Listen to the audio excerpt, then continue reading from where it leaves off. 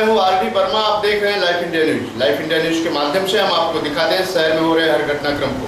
तो आइए देखते हैं आज के मुख्य समाचार। स्वर्गीय नरसैया दावत चौक का भव्य उद्घाटन सभापति भगवान जयराम टावरे और सभापति सुनीता यशवंत टावरे के हाथों संपन्न। तो आइए ले चलते हैं भंडारी कंपाउंड में, जहां नरसैया दावत चौक, स्वर्गीय नरसैया दावत चौक का भव्य उद्घाटन किया गया। उद्घाटक के रूप में प्रभाग समिति 4 के सभापति भगवान जयराम टावरे और महिला बाल कल्याण समिति की सभापति सुनीता यशवंत टावरे के हाथों संपन्न हुआ, जहां काफ़ी जनता मौजूद थी। जनता के समक्ष भगवान जयराम टावरे ने अपनी शुभेच्छा व्यक्त की। कहा कि जिस तरह से स्वर्गीय नरसैया समाज सेवा की है, समाज का कार्य किए, आज उनके नाम पर उनके सुपुत्र ने चौक का निर्माण किया, जहां स्वर्गीय नरसैया दावत चौक का नाम दिया गया। और इसके उद्घाटन के रूप में प्रभाग समिति 4 महानगर पालिका के प्रभाग समिति 4 के सभापति भगवान जयराम टावरे और महिला बाल कल्याण समिति की सभापति सुनीता यशवंत टावरे के हाथों उद्घाटन संपन्न हुआ। तो आइए देखते हैं इस अवसर पर प्रतिष्ठित मान्यवरों ने क्या कहा।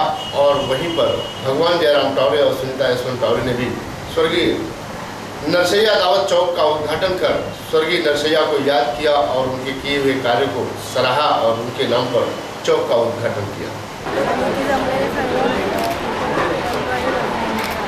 आज इथे दावत चौकचं उद्घाटन झालं, त्यानिमित्ताने आम्हाला इथे बोलवलं, सगळ्यांचे आभार आणि वार्डमध्ये ज्या पण समस्या असतात त्या आम्ही म्हणजे सोडवतोच आणि अजून काही असतील तर सोडवण्याचा प्रयत्न करतो। सही तरीके से पानी लोगों को नहीं मिल रहे।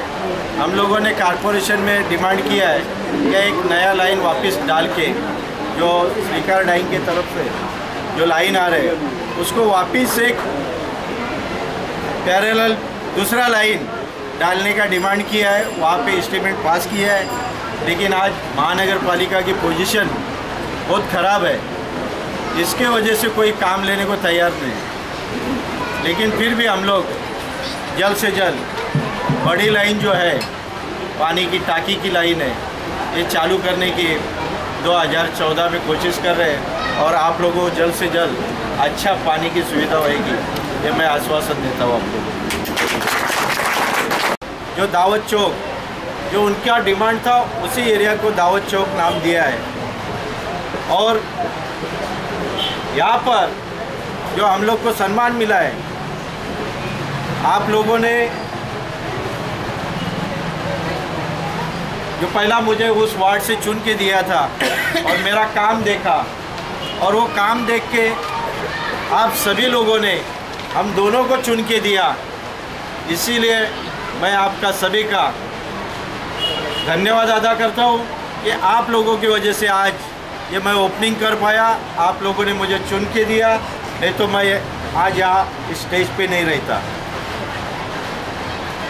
मैं और आप लोगों को आश्वासन देता हूँ कि यहाँ पर तुम्मा नरसैया ने जो मांग की है, क्या यहाँ पर बड़ा से बड़ा लाइट लगना चाहिए, लेकिन यहाँ पर अगर नरसैया दावत, ये तुम्मा दावत, ये तुम्मा और दावत सेट अगर जगह यहाँ दे सकते हैं बड़ा हाईमास लगाने को, क्योंकि ज़्यादा जगह लगती है, अगर ये दे सकते तो मैं उनकी मांग पूरा करूँगा। लेकिन छोटी लाइट लगाने का मैं आश्वासन देता हूँ, क्योंकि ये इनके दुकान के सामने अगर बड़ा खंबा आया तो मेरे इधर मत लगाओ, यहाँ मत लगाओ, ऐसा चालू होता है। अगर मेरे को जगह देते हैं तो मैं इनकी मांग पूरी कर दूँगा। ग्राम पंचायत कालवर में छत्रपति शिवाजी महाराज प्रवेश द्वार, नवीन ग्राम पंचायत कार्यालय तथा शालेय ई प्रोजेक्ट का भव्य उद्घाटन संपन्न।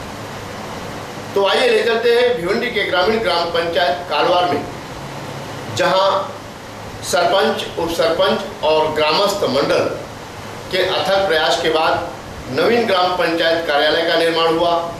वहीं पर छत्रपति शिवाजी महाराज के नाम से प्रवेश द्वार की स्थापना हुई। वहीं पर जिला परिषद शाला में ई प्रोजेक्ट का भव्य उद्घाटन किया गया। इस उद्घाटन के अवसर पर थाने से आमदार एकनाथ शिंदे, थाने ग्रामीण जिला प्रमुख प्रकाश पाटिल और तमाम शिवसैनिक कार्यकर्ता पदाधिकारी, माजी आमदार, आजी आमदार और तमाम शिवसैनिक कार्यकर्ता पदाधिकारी उपस्थित थे, जिनकी उपस्थिति में उद्घाटक के रूप में आए हुए ठाणे से शिवसेना के आमदार एकनाथ शिंदे के कर कमलों से भव्य उद्घाटन हुआ, जहां ग्राम पंचायत कालवार के सरपंच पूनम गुरुनाथ महात्रे, उप सरपंच प्रभाकर महात्रे और तमाम सदस्य तथा ग्रामीण ग्रामस्थ मंडल के समक्ष नवीन ग्राम पंचायत कार्यालय, छत्रपति शिवाजी महाराज प्रवेश द्वार और शालेय ई प्रोजेक्ट का भव्य उद्घाटन किया गया। इस उद्घाटन समारोह के दौरान आए हुए प्रतिष्ठित मान्यवरों का ग्राम पंचायत कालवर ग्रामस्थ मंडल, सरपंच, उप सरपंच और सारे सदस्यों ने जमकर स्वागत सम्मान किया। वहीं पर उपस्थित प्रतिष्ठित मान्यवरों ने अपने अपने मनोगत व्यक्त किए। ठाणे जिल्ह्याचा जो काही विकास झालेला आहे याच्यामध्ये साहेबांचं मोठं योगदान आहे आणि म्हणून या ठिकाणी महापालिका असू द्या, नगरपालिका असू द्या किंवा आपली ही ग्रामपंचायत देखील असू द्या, पंचायत समिती असू द्या, या ठिकाणी जे लोकप्रतिनिधी निवडून आलेले आहेत त्यांच्याकडून लोकांची अपेक्षा आहे आपल्या आपल्या परीने जेवढी आर्थिक तरतूद आहे त्या माध्यमातून किंबहुना शासकीय ज्या योजना आहेत या योजना देखील अशा ग्रामपंचायतीच्या माध्यमातून आपण लोकांपर्यंत पोहोचवण्याचं काम करत असतो। त्यामुळे निश्चितपणे या ग्रामपंचायतीला धन्यवाद द्यावे तेवढे थोडे आहेत। कालवार ग्रामपंचायतीमध्ये एवढं मोठं भव्य असं प्रवेशद्वार या ठिकाणी उघडलेलं आहे। या ठिकाणी एक मोठी वास्तू या ठिकाणी उभी राहिलेली आहे। हा जो शाळेमध्ये ई वर्ग जो आपण सुरू केलाय ही देखील काळाची गरज आहे। त्या ठिकाणी जी मुलं ते शिक्षण घेतील त्यांच्या डोक्यामध्ये ते बरोबर तो जो कोणी धडा असेल, तो जो काही विषय असेल अगदी पक्का बसेल त्या ई वर्गाच्या माध्यमातून आणि शिक्षणाचा दर्जा देखील उंच होईल। ठाणे जिल्हा परिषदकडे याच्या अगोदर अशा स्वरूपाच्या योजनांसाठी फंड्स नव्हता।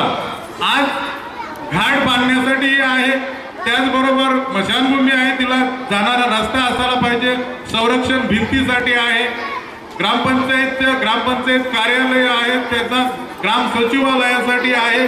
पैसे कमी पडत असले तर आपण 10 लाख रुपये मिळाले असतील तर अजून एक अर्ज द्यायचा आहे, 3 लाख रुपये साधारणपणे अजून तुम्हाला त्याच्यामध्ये अनुदान दिला जातो। आम्हाला सजेस्ट असं कार्यालय ग्रामपंचायतचं आणि त्या व्यतिरिक्त मी शिक्षण समिती अध्यक्ष आणि त्यांची मंडळी जी आहे खरोखरच त्यांचंही अभिनंदन करतोय, कारण हा ई प्रोजेक्ट जो इथं चालू केलाय आणि आपण जर पेपरमध्ये वाचला असाल तर सर्वप्रथम मुंबईमध्ये उद्धव साहेबांनी ई लर्निंगचं हे चालू केलं होतं। सारख्या गावामध्ये 9च्या 9 सीट शिवसेनेच्या देऊन आपण सर्वांनी जो शिवसेनेवर विश्वास दाखवलेला आहे निश्चितच त्या विश्वासातून या गावातील ही विकास कामं आज या ठिकाणी होताना दिसत आहेत। या कामांबद्दल मी संपूर्ण गावकऱ्यांचं त्याचबरोबर सरपंचताई आणि त्यांच्या सर्व सहकाऱ्यांचं मनापासून अभिनंदन करतो। ज्या प्रकारे शहरामध्ये विकास कामं चालतात त्या पद्धतीनेच आपल्या ठाणे जिल्ह्यामध्ये अशा वेगवेगळ्या गावांमध्ये या ग्रामपंचायतीमध्ये अशी देखील वेगळ्या योजना घेऊन इथे एवढे चांगल्या इमारती, एवढे चांगल्या सुखसुविधा नागरिकांना कशा काय उपलब्ध करून देता येतील असे प्रयत्न या ग्रामपंचायतीच्या माध्यमातून चालत आहेत। ज्या मागण्या आपल्याला पूर्ण करता येत नाही आणि त्या जर पूर्ण करता येत नसेल तर ग्रामपंचायतीचं बजेटच कमी असतं, पंचायत समितीचं बजेट त्या मानाने थोडंसं मोठं असतं, पण जिल्हा परिषदेच्या माध्यमातून केंद्राचा पैसा आणि राज्याचा पैसा हा येत असतो। मगाशी पाटील साहेबांनी जसं सांगितलं या सगळ्या केंद्राच्या योजना शासनाच्या महाराष्ट्र शासनाच्या योजना आपल्याला जर मिळवायच्या असेल तर आपली बॉडी ॲक्टिव्ह पाहिजे, आपला पाठपुरावा सातत्याने पाहिजे आणि पाठपुरावा शासनाकडे किंवा केंद्र शासनाकडे करायचा असेल तर आमच्यासारखे लोकप्रतिनिधी निश्चितपणे आपल्याला मदत करतात। ग्राम पंचायत वेले में गांव देवी रिक्शा यूनियन वेले की ओर से आयोजित सत्यनारायण की महापूजा और भंडारा का आयोजन। तो आइए ले चलते हैं ग्राम पंचायत वेले में, जहां गत दिन गांव देवी रिक्शा यूनियन वेले की ओर से सत्यनारायण की महापूजा का आयोजन किया गया था और वहीं पर भंडारा का भी आयोजन किया गया था, जहां कई हजारों की संख्या में लोगों ने प्रसाद ग्रहण किया। सत्यनारायण की महापूजा, प्रसाद ग्रहण, तत्पश्चात भजन संध्या का भी कार्यक्रम का आयोजन किया गया था, जहां रिक्शा यूनियन के पदाधिकारियों ने जानकारी देते हुए बताया। दरवर्षी सत्यनारायणाची महापूजा आयोजित करतो। हे लगातार 4था वर्ष आहे आमचा सत्यनारायणाची महापूजा आयोजित करण्याचं कारण की गावामध्ये सुख शांती लाभावी एवढीच आमची इच्छा आहे। याच्यामध्ये कुठलाही राजकीय हेतू नसताना आम्ही सगळे रिक्षावाले एकत्र येऊन ही सत्यनारायणाची पूजा सर्व गावाला एकत्र घेऊन आयोजित करतो। जवळजवळ आम्ही या रिक्षाचे चालक 40 रिक्षावाले आहोत। आम्हाला गावामधून संपूर्ण म्हणजे सहकार्य मिळते, कुठल्याही प्रकारचे आमच्याबद्दल तक्रार नसते। आम्ही दिवसभर म्हणजे आम्हाला तेवढा काही उत्पन्न होत नाही। रस्ता खराब असल्यामुळं आम्हाला भरपूर काम निघतं, तरीसुद्धा आम्हाला इथल्या गावातील परिसरातील लोक भरपूर अशी आम्हाला सहाय्य करतात, आर्थिक निधी देतात। बाहेरचे पाहुणे लोक पण आम्हाला आर्थिक निधी मदत करतात। सोन्या पाटील यावेळी भंडारा, बाल्यामामा यावेळी भंडाऱ्याचं आयोजन केला। अशी भरपूर लोक आहेत की ज्या पक्षाने आम्ही पुण्याच्याकडे गेलो। संपूर्ण दिवसापासून आम्ही कमीत कमी 10-15 दिवसापासून एवढी मेहनत केली सर्व रिक्षावाल्याही की सगळी कामं व्यवस्थित व्हावी टायमाच्या टायमावर आणि व्यवस्थित धंदा पाणी चालावा।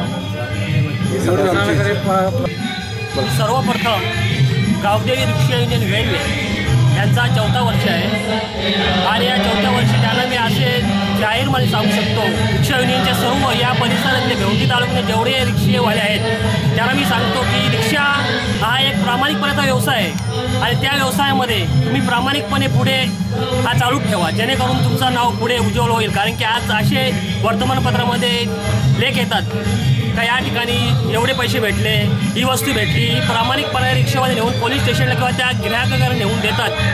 हा त्यावेळी प्रामाणिकपणा नेहमी त्यांच्याकडे जपवावा एवढीच माझी इच्छा आहे या रिक्षा मालकांसाठी। तसेच मी वेले ग्रामस्थ आणि माझ्यातर्फे गावदेवी रिक्षा युनियन वेले यांची जाहीरपणे आभार मानतो, कारण की दरवर्षी ते या ठिकाणी पूजा ही आयोजित करतात आणि ती व्यवस्थितपणे सुरळीत पार पडतात, म्हणून त्यांचे मी ग्रामस्थांतर्फे जाहीरपणे आभार मानित आहे। सालाबादप्रमाणे यावर्षी गावदेवी रिक्षा युनियनने सत्यनारायणची महापूजा आयोजित केली आहे। त्यानिमित्त एक जंक्शन स्वर्गीय प्रल्हादजी शिंदे यांचे सुपुत्र चंद्रकांत शिंदे यांचा जंक्शन कार्यक्रम ठेवलेला आहे। गावात एक शांतता प्रस्थापित व्हावी यांनी एकी निर्माण व्हावी आणि सर्व रिक्षावाल्यांचे एकत्र यावे या निमित्ताने त्यांनी जी सत्यनारायणची महापूजा ठेवलेली आहे त्यानिमित्त त्यांचे सर्व रिक्षा युनियनच्या सदस्यांचे ग्रामपंचायत सदस्य म्हणून आणि शिवसेना शाखेच्या वतीने मी त्यांचे मनपूर्वक आभार मानतो।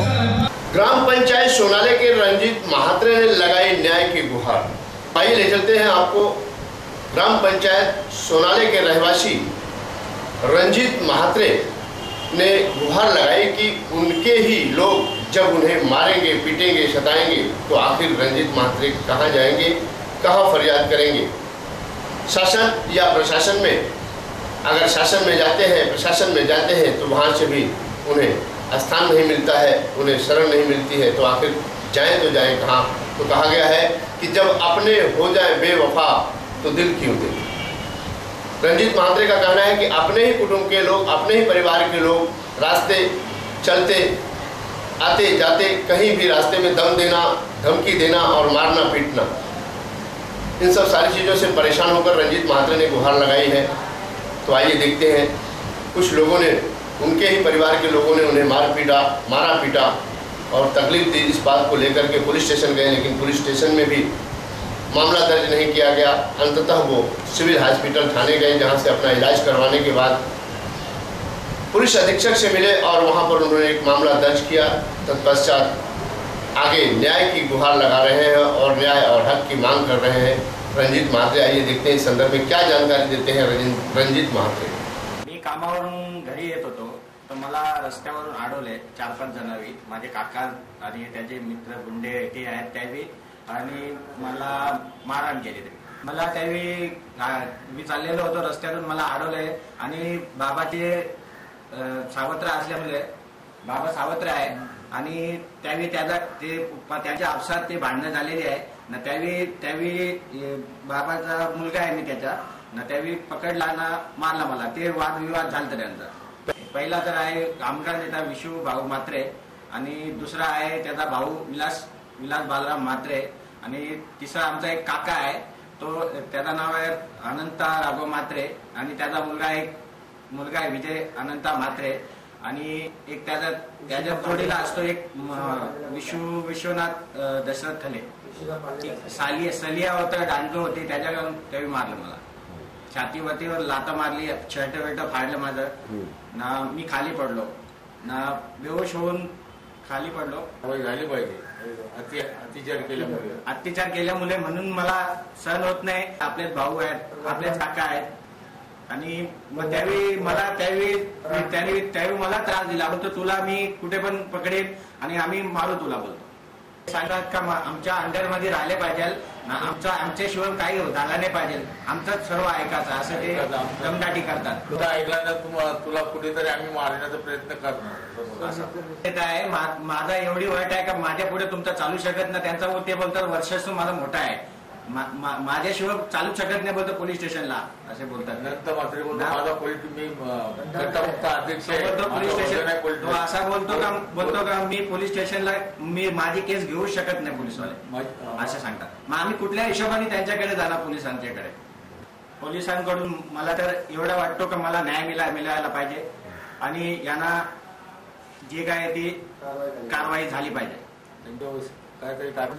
ना आम्हाला एवढीच अपेक्षा आहे पोलीस अधिकाऱ्यांकडून का आम्हाला सुरक्षा भेटली पाहिजे ना आम्हाला न्याय भेटला पाहिजे। आज के लिए बस इतना ही, कल फिर मिलेंगे इसी वक्त इसी चैनल पर, तब तक के लिए इजाजत दीजिए, धन्यवाद, नमस्कार।